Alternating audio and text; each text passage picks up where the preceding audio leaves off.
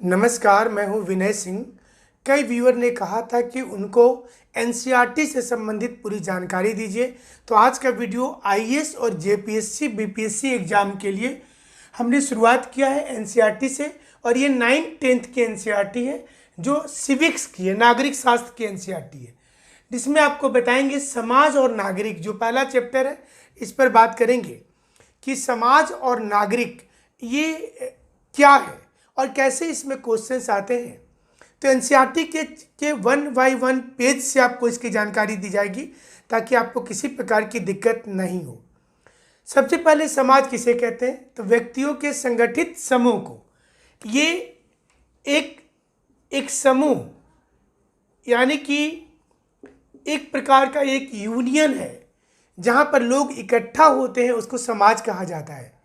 लेकिन इकट्ठा होने से क्या किसी ट्रेन में लोग जा रहे हैं, क्या उसको समाज कहा जाएगा? या एनसीसी में जब लोग एक साथ इकट्ठा होते हैं, क्या वो समाज होता है? तो समाज की एक विस्तृत परिभाषा होनी चाहिए। एनसीईआरटी के अनुसार किसी का रहन सहन, उसका खान पान, उसका रीति रिवाज, जो उसके कल्चर होते हैं, जो उसका कल्चर है, जो उसके कस्टम्स हैं, जो उसका खान पान है, इसे एनसीईआरटी के अनुसार के 9th में जो पुस्तकों में दिया हुआ है कि उसे क्या कहते हैं, उसे एक समाज के रूप में जाना जाता है। एक जैसा लाइफ स्टाइल होता है, एक जैसे हैबिट्स होते हैं, एक जैसा बिहेवियर होता है। जब व्यक्ति एक दूसरे से परिचित हो जाए और परस्पर एक दूसरे पर निर्भरता हो जाए, सांस्कृतिक हो, राजनैतिक हो, सामाजिक हो, धार्मिक हो, तो उसको बोला जाएगा कि ये जो है, ये समाज के रूप में आप विकसित हो रहे हैं।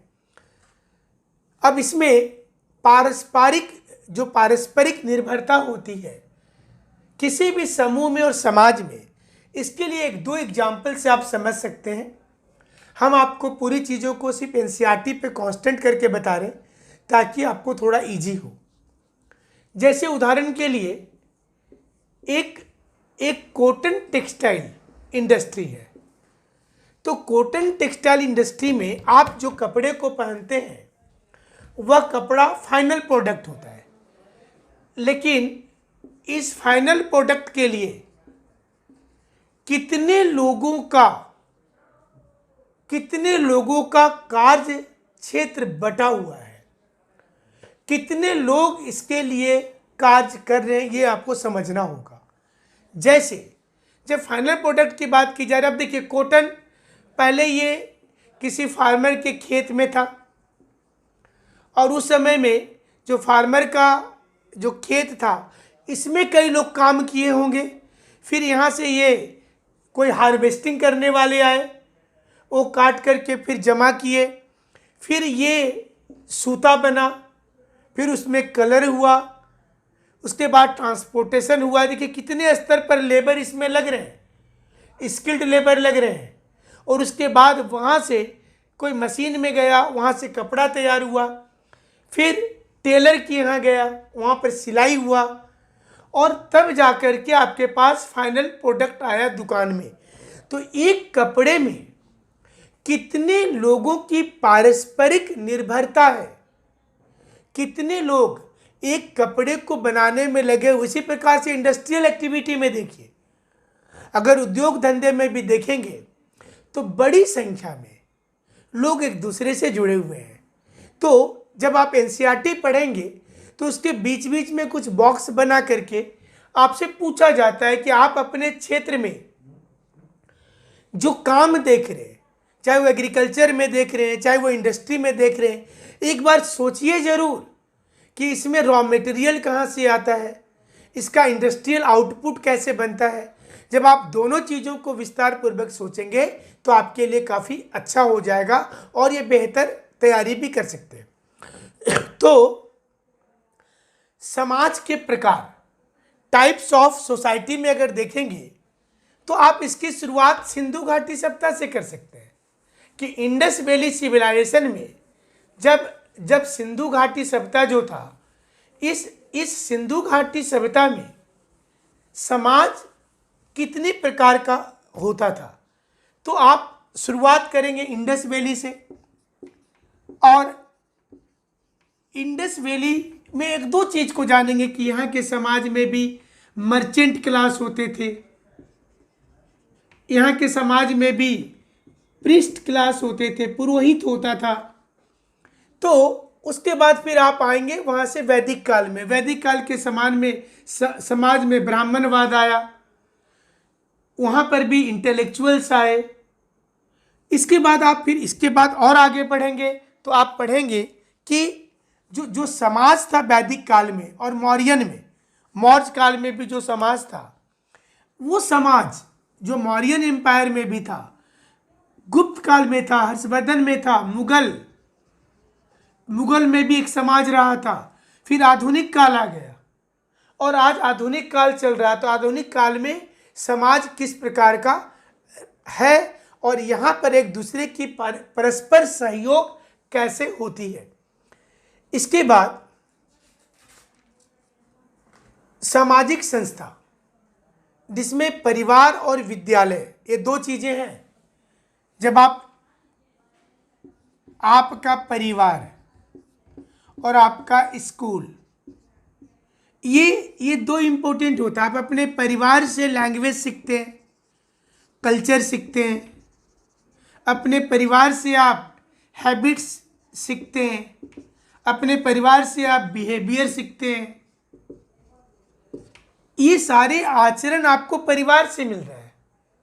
परिवार से डिसीजन मेकिंग पावर होता है। आप कभी कभी देखते हैं कि परिवार की जो मत होती है, जब आप छोटा बच्चा होते हैं तो उसके अनुसार आपका डिसीजन होता है, परिवार के अनुसार होता है। लेकिन जैसे जैसे आप बड़ा होते जाते हैं तो आपका मत भिन्न हो सकता है परिवार से। माने आपकी फैमिली कुछ और थिंकिंग कर रही है, आप कोई और थिंकिंग कर रहे हैं।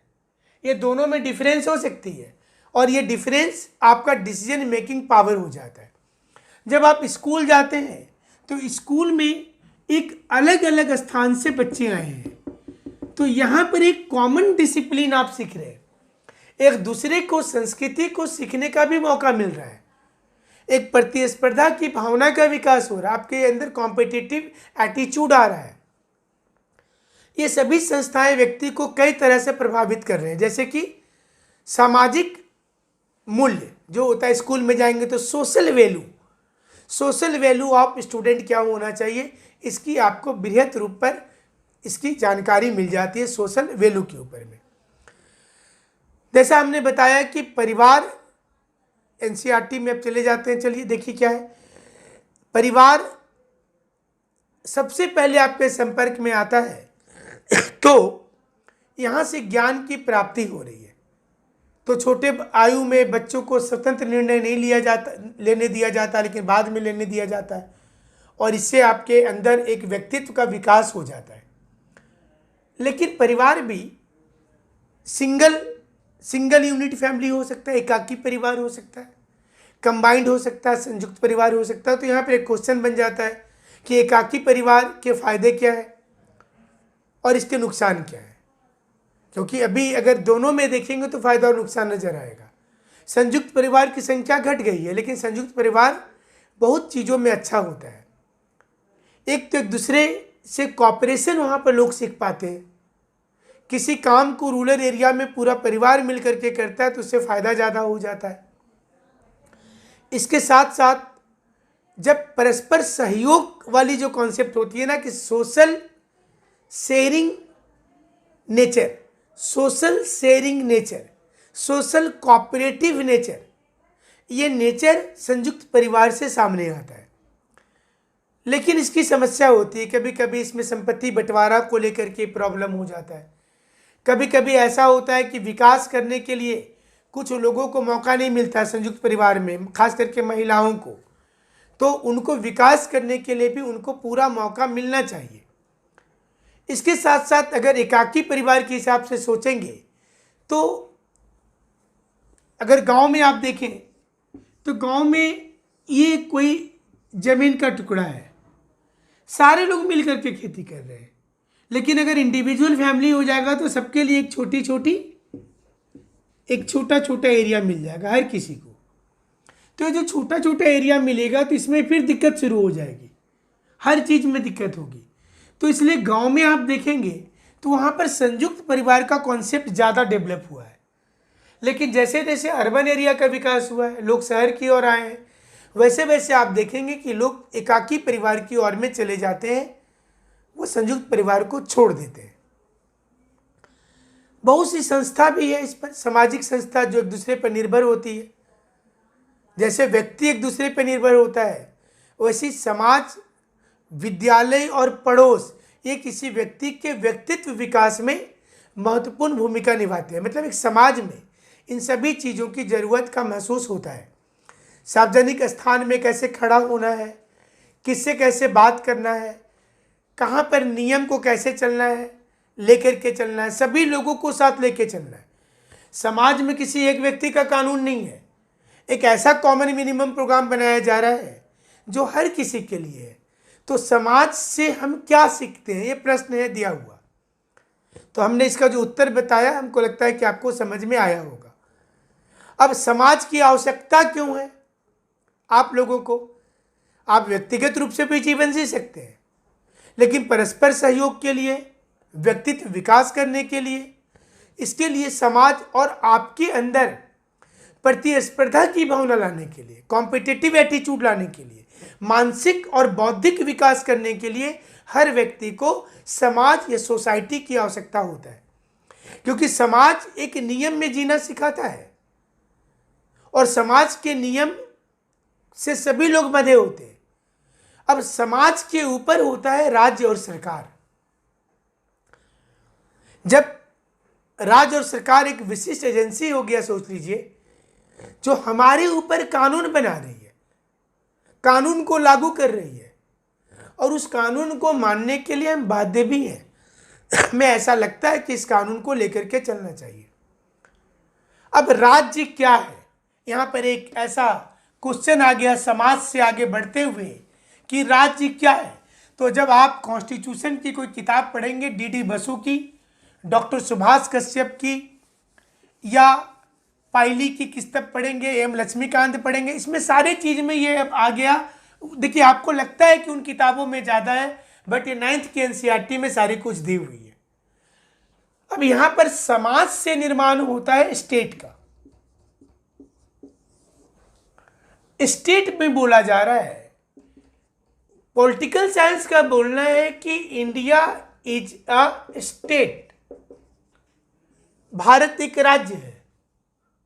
और राज्य की परिभाषा को डिफाइन करते हुए लिखता है कि राज्य, इंडिया अगर एक राज्य है तो राज्य के साथ सबसे इंपॉर्टेंट क्या होती है? सबसे इंपॉर्टेंट होती है संप्रभुता, सबसे महत्वपूर्ण होता है सॉवरेनिटी।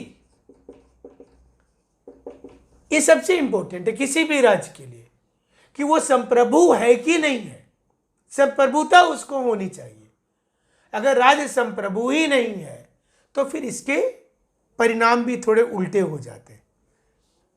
अब सबसे पहले देखिए, अपना भू क्षेत्र होना, तो इंडिया का ज्योग्राफिकल एरिया है, अपनी लैंग्वेज, अपना कल्चर और अपनी संप्रभुता का मतलब हो गया अपना कानून। जब ये किसी के पास होता है तो उसको पहले राज्य बोलते हैं। भारत में 2 प्रकार के राज्य, एक तो India is a state and Jharkhand and Bihar is also a state.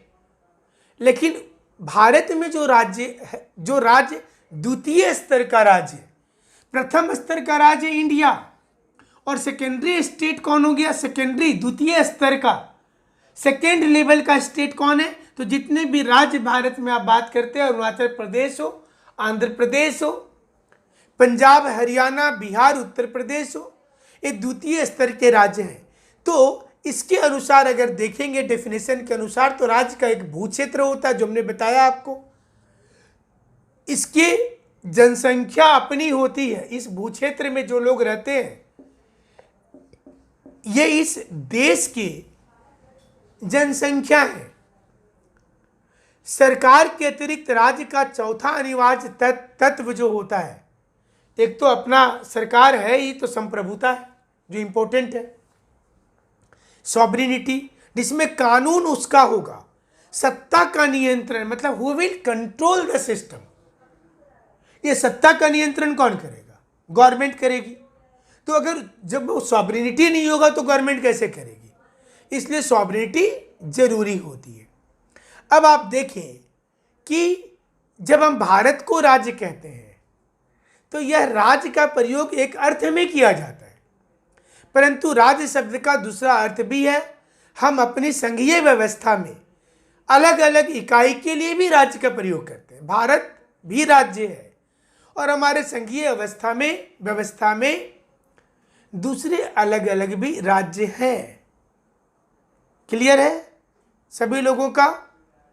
तो कुछ क्वेश्चंस आ रहे हैं, जल्दी से हम देख लेते हैं इस क्वेश्चंस को कि राज्य, भारत राज्य और झारखंड राज्य में क्या अंतर है। देखिए, ये जो झारखंड राज्य बोल रहे हैं, ये राज्य हमारा मूल रूप से ये राज्य नहीं है, ये तो एक प्रांत है। हम लोग बोलचाल की भाषा में इसको राज्य कहते हैं और पॉलिटिकल साइंस में भारत ही राज्य है, क्योंकि संप्रभुता भारत के साथ है ना, भारत के साथ संप्रभुता जुड़ी हुई है। क्लियर हो गया होगा? तो चलिए आगे बढ़ जाते हैं कि नागरिक किसे कहते हैं। अभी अगला क्वेश्चन है, देखिए आप, नागरिक किसे कहते हैं? वह व्यक्ति जो अपने देश के अधिकार का उपभोग करता है। समाज और स्टेट तो आपने पढ़ लिया, लेकिन सिटीजन कौन होता है? सिटीजन वो होता है जो अपने देश का जो अपने देश का राइट्स को कंज्यूम करता है और अपने ड्यूटी को पहचानता है, वो व्यक्ति देश का नागरिक होता है। इसके लिए बहुत से प्रावधान हैं हमारे संविधान में किए हुए, लेकिन जो मूल प्रावधान है कि राज्य कहते किसे हैं, ये तो आपने देख लिया। नागरिक किसे कहते हैं? नागरिक का मतलब नहीं है कि सिर्फ आप अधिकार लेते जाइए। You must perform some duty, जो हमारा संविधान ने 11 ड्यूटी अभी दिया है। पहले तो 10 ड्यूटी था, अभी हमारा 11 ड्यूटी है। तो राइट्स तो आपके पास दुनिया भर के हैं। आर्टिकल 12 से लेकर के 35 तक राइट ही राइट है। Equality before law and equal protection of law article 14 में दिया हुआ है। आर्टिकल 15 में नो डिस्क्रिमिनेशन, कोई भेदभाव नहीं होगा। 16 अपॉर्चुनिटी की बात करता है। 17 अनटचेबिलिटी को हटाता है। 18 किसी प्रकार के पुलिस टाइटल को हटाता है।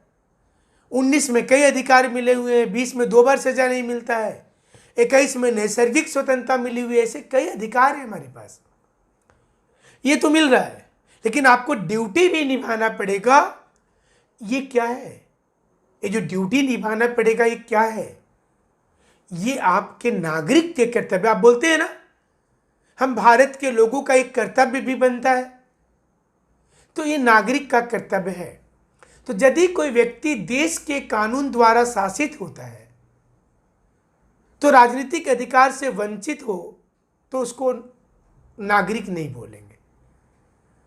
अगर उसको राजनीतिक अधिकार नहीं दे रहे तो भारत का नागरिक नहीं है। भारत में तो बहुत से लोग रहते हैं जो विदेश से पढ़ने आते हैं, वो हमारे नागरिक थोड़े हैं। जो लोग यहाँ पर वीजा लेकर के नौकरी करने आए, नागरिक थोड़े हैं। जो यहाँ टूरिस्ट आते हैं वो नागरिक नहीं है हमारे। तो जो राज्य लोकतांत्रिक नहीं होता है, जो डेमोक्रेटिक कंट्री नहीं होता है, वहां पर नागरिकों की परिभाषा कुछ और होती है, भारत में कुछ और है। ये नागरिक शब्द आया कैसे? 1789 में जब फ्रांस की राज्य क्रांति हुई थी तो लोगों को अधिकार दिया गया और उसके बाद ही नागरिक शब्द लोकप्रियता के साथ आ गया। और उसके बाद जो जो देश आजाद होने लगा वहां पर नागरिक शब्द आया कि नागरिक को यह अधिकार देना पड़ेगा। नागरिक का मतलब है राइट्स देना और ड्यूटी लेना। ये नहीं कि सिर्फ राइट्स आप लेते जाइए, ड्यूटी मत दीजिए। आपके जो कर्तव्य बनते हैं वो आप देने के लिए हैं, वो हमारे समाज में दिया जाएगा। तो आप अपने अधिकारों के प्रति तो जागरूक हैं, लेकिन दूसरे के अधिकार के प्रति भी सहिष्णु बनिए, धैर्यवान बनिए, कानून का सम्मान करिए, सभी धर्मों का रिस्पेक्ट कीजिए। ये भी तो देश आपसे चाहता है। अगर कोई व्यक्ति मतदान नहीं करता है, कानून उसको कोई सजा दे रहा नहीं दे रहा, लेकिन अच्छा नागरिक नहीं है, वो अच्छा नागरिक नहीं है। कोई आदमी सरकार का सहयोग नहीं करता है, वो अच्छा नागरिक नहीं है। नागरिक का ये मतलब नहीं है कि देश में सिर्फ संसाधनों का हम प्रयोग करेंगे। ये मतलब थोड़े है कि जो रिसोर्सेज है, इस रिसोर्सेज का हम यूज करेंगे, लेकिन इस रिसोर्सेज को यूज तो करेंगे हम। कैसे करेंगे, कब करेंगे? हमको सरकार दे रही है, लेकिन वो ये बोलती है कि आप अपना ड्यूटी भी तो निभाइए देश के प्रति। ये नागरिक का कर्तव्य है। तो समाज के अन्य संगठन की तरह सरकार भी एक समुदाय और संघ है। सरकार को भी एक समुदाय या संघ बोलेंगे, लेकिन ये विशेष प्रकार का समुदाय है, विशेष प्रकार की कम्युनिटी है, जो व्यक्ति की इच्छा पर निर्भर होता है। आपकी इच्छा पर निर्भर होता है कि आप किस पार्टी को ज्वाइन करना चाहते हैं। ये किसी के लिए कोई प्रेशर है कि आपको हमारे पसंद का पार्टी ज्वाइन करना पड़ेगा? ये प्रेशर तो नहीं है किसी के लिए। आप बाकी डिटेल्स आपको डिस्क्रिप्शन बॉक्स में भी मिल रहा होगा, तो डिस्क्रिप्शन बॉक्स भी आप देखेंगे तो आपको काफ़ी डिटेल्स इसमें नज़र आ जाएगी। चैप्टर वाइज चलेंगे एनसीईआरटी में, हर चैप्टर, हर क्लास का chapter. Civics, geography, history, economics, biology, जो आईएएस के एग्जाम में आता है, जेपीएससी में आता है, वो आपको यहाँ पे कंप्लीट कराया जाएगा। अब चिंता नहीं करना है, अब सारी चीज़ें होंगी। और सभी चीज़ का, चूँकि हमारे बिहार के बच्चे, हमारे यूपी झारखंड के बच्चे हिंदी माध्यम में ज़्यादा क्वालिफाई करते हैं, तो उन्होंने रिक्वेस्ट किया था कि ज़्यादा हिंदी में बताया जाए, तो इसलिए आपके लिए खास तौर पर हमारी ये लगातार सीरीज चल रही है जो आपके लिए। उत्तरदायी सरकार, रेस्पॉन्सिबल गवर्नमेंट, जब जनता के लिए सरकार सोचती है तो उत्तरदायी सरकार होती है ना। आसानी से आप इसको कर सकते हैं, ये तो उत्तरदायी सरकार की खासियत होती है। तो भारत के क्षेत्र में एशिया और अफ्रीका के कई लोग हैं। हमने जैसा बताया कि वो सारे लोग यहाँ के नागरिक तो नहीं है। एक तो जनजात नागरिक होता, आपको पता ही है कि माता पिता में से कोई यहाँ है तो नागरिक हो गए। दूसरा, आप प्रार्थना पत्र दे दीजिए और ये स्वीकृत अगर हो जाता तो आप यहाँ के नागरिक बन जाएंगे। समय समय पर ये चेंजिंग होती जाती है। अब चलिए क्वेश्चन पर बात कर लेते हैं। जो क्वेश्चन है, पहले चैप्टर का क्वेश्चन जो आपको बनाना है और इसके नोट्स आपको कमेंट बॉक्स में लिखना है। पारस्परिक निर्भरता से आप क्या समझते हैं, इसका एग्जाम्पल देकर के बताइए। What do you mean by cooperative dependency? Give your answer with suitable example. Joint family से आप क्या समझते हैं? What do mean by joint family? संयुक्त परिवार से क्या समझते हैं? धीरे धीरे हमारे समाज में संयुक्त परिवार लुप्त क्यों हो रहा है, इसके लिए कौन कौन से कारण उत्तरदायी हैं, ये बताइए। आपने शुरू में जो चीजें चैप्टर में पढ़ा, आप इससे खोज करके इससे कमेंट बॉक्स में आंसर लिखिएगा। What is the reason behind it that joint family is going to be decline and destroy in the country? So what do you think about this situation of the joint family? क्यों ऐसा हो रहा है? तीसरा question, with reference to unitary family, do you think joint family is more fruitful? क्या आपको लगता है कि एकाकी परिवार की तुलना में संयुक्त परिवार ज्यादा बेहतर होता है? इसके भी आंसर बताने हैं आपको। परिवार सामाजिक सद्गुणों की प्रथम पाठशाला है, विवेचना करें। Family is the first school of anyone for the development of his or her life enumerate the question. ये प्रश्न को जरूर बनाने की कोशिश कीजिएगा, बहुत महत्वपूर्ण प्रश्न है मेंस के लिए ये। भविष्य के नागरिकों को तैयार करने में विद्यालय की शिक्षा का क्या योगदान होता है, संक्षेप में विवेचना करें।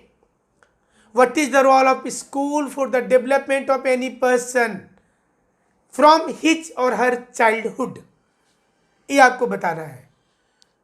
Do you think rights and duties are correlated each other? क्या आपको लगता है कि अधिकार और कर्तव्य एक दूसरे के पूरक हैं? यदि हां तो अपने तर्क देकर आंसर दें। नागरिक कौन है? Who are citizens? नागरिक कौन है? Who are citizens? भविष्य के नागरिक को तैयार करने में भारत किस प्रकार से नियम को बदलाव करता है? अगर इन फ्यूचर देखेंगे तो जब नागरिक हम लोगों को चाहिए, भारत के नागरिक होना चाहिए, इसके लिए कौन कौन सा नियम है? वह विदेशी से कैसे भिन्न है? विदेशी with the people of India and with the citizen of India में डिफरेंस क्या है, ये बताना है। जन्मजात नागरिक और राजकीय नागरिक में अंतर स्पष्ट कीजिए। इसका भी उत्तर कमेंट बॉक्स में दीजिएगा जरूर, और टिप्पणी करना है आपको। अगला क्वेश्चन है, टिप्पणी करें, कमेंट करें। व्यक्ति एवं समाज, individuals and society. Modern society एक आधुनिक समाज और एक लोकतांत्रिक राज्य। What do mean by the word state? India is a state, और इसे बताएं। भारत एक राज्य, इसे बताएं। तो हम उम्मीद करते हैं कि आपको चैप्टर जरूर से पसंद आया होगा। एनसीईआरटी 9th 10th का ये चैप्टर था। पहला चैप्टर था जिसका नाम था समाज, नागरिक और राज्य। इसका दूसरा चैप्टर है सरकार, जो हम दूसरे क्लास में करेंगे, सरकार के बारे में बताएंगे। इसी प्रकार से एनसीईआरटी के सारे चैप्टर्स जल्दी से हम बता देते हैं। इसमें समाज तथा नागरिक, सरकार, हमारा स्थानीय शासन, भारतीय संविधान और उसकी विशेषताएं, मौलिक अधिकार और राज्य का नीति निर्देशक तत्व, केंद्रीय सरकार, राज्य में हमारी सरकार, हमारे न्यायपालिका, लोकतंत्र, निर्वाचन, राजनीतिक दल, हमारा राष्ट्र और समाज, भारतीय लोकतंत्र के समक्ष चुनौतियां, भारत को विदेश नीति और संयुक्त राष्ट्र संघ और विश्व की क्या समस्याएं हैं। एक एक चीज आपको ध्यान रखना है अपने तैयारी में, खास करके जब आप एग्जाम की तैयारी करते हैं। तो हम आपको थोड़ा सा बता दें कि आप उसमें जब भी नोट्स बनाइएगा तो उसमें एक कॉलम जरूर से छोड़ दीजिएगा, एक किनारे का। और यहाँ पर जैसे आपने शुरुआत किया है नागरिक से, तो ये पब्लिक एडमिनिस्ट्रेशन एंड पॉलिटी का पार्ट है। अगर जेपीएससी के दृष्टिकोण से देखेंगे तो जीएस पेपर 2 में आता है। आईएएस के दृष्टिकोण से देखेंगे तो उसमें भी जीएस पेपर 2 में आता है। तो आप यहाँ पर ये चैप्टर का नाम लिखेंगे समाज एवं नागरिक, और इसके बाद यहाँ पर क्वेश्चन लिखेंगे। जो इंपोर्टेंट 2 क्वेश्चन था, पहला what do mean by India is a state, दूसरा फंडामेंटल राइट एंड ड्यूटी में क्या डिफरेंस है, और ये नागरिक का अर्थ क्या होता है, इसके साथ में कोरिलेट कर देते हैं। उत्तर लिखिए, और यही क्वेश्चन जब अगले क्लास की पढ़ाएंगे एनसीईआरटी, तो आपको समझ में आएगा कि कितना इजी हो जाएगा वो। और उत्तर लिख करके हमें भेजिए, आप कमेंट बॉक्स में ही भेज दीजिए। हमारी टीम उसको जरूर चेक करेगी, हम उसको जरूर चेक करेंगे, और उसके बाद आपको बताया जाएगा कि आप इसमें कैसे टू दी पॉइंट आगे बढ़ सकते हैं। ये एक हमने बेसिक तरीका बताया। अगर आपने एनसीईआरटी नहीं पढ़ा है अभी तक, तो एनसीईआरटी का चैप्टर वाइज विश्लेषण, एक एक क्वेश्चन का जो दिया गया है, और उसके अंदर जो अलग अलग बॉक्स बना करके क्वेश्चन पूछे जाते हैं, उस क्वेश्चन से भी संबंधित आपको हम बताएंगे। जैसे कि कच्चे माल से जो आपके कच्चे माल से जो भी फैक्ट्री बनती है, इसके बारे में आप ज़रूर सोचिए। ये एनसीईआरटी में दिया हुआ है, तो आपको इसके बारे में सोचना है ताकि ज़्यादा से ज़्यादा क्वेश्चन आप बना पाइए। तो चलिए आज के लिए हम इतना ही बताते हैं। उम्मीद करते हैं कि क्लास अच्छा लगा होगा। अगली क्लास को लेने के लिए आप शेयर, लाइक, कमेंट करिएगा, सब्सक्राइब जरूर कीजिएगा।